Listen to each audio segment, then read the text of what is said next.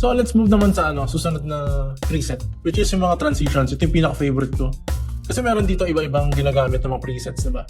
Merong pan, zoom out, zoom in, merong rotate, shake and distort, light lick, fade to black, digital glitch.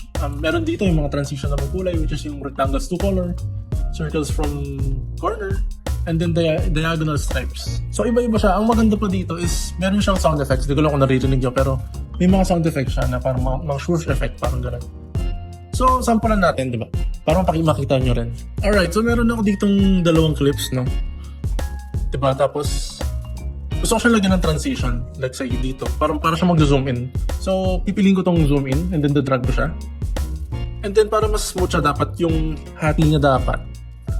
Nandun sa, para siya yung hati niya. So, pag pinlay natin. Yun, di ba? Tapos maglagay pa tayo ng iba naman. Let's say, pa-zoom out siya. Ito mag-zoom out naman siya. Yan, so na-render na siya. So pag pinlay natin siya, di ba? Before, kung gusto mong gumawa ng ganitong klaseng effect, sobrang tagal ng proseso, di ba? So si Mr. Horse, pinapadali na lang niya yung kung paano gumawa yung ganitong klaseng transition. So may iba rin, meron siyang rotate, meron shake and distort, meron din light lick. Ang magaling dito sa light lick is, pwede mong palitan yung kulay niya. Hindi mo na kailangan mag-download pa ng mga presets sa torrent or sa YouTube ng mga light lick. Tapos lalagyan mo pa ng blending mode, di ba? Parang hindi mo na kailangan gawin yun. So let's try. Yan, drag lang natin. Tapos pindutin natin, then punta tayo dito sa ayan. May lalabas, may color 1, 2, 3, 7, 4, 8. Ang labo nga eh. Sobrang hindi siya organized. Anyway, and then pwede mo rin palang adjust yung yung light lick size. Parang ganun. So let's say, paglaro lang natin siya. Or let's say, isang color lang, isang shade lang siya. Let's say, isang shade lang. Yan, so ang lalabas ganito. Diba?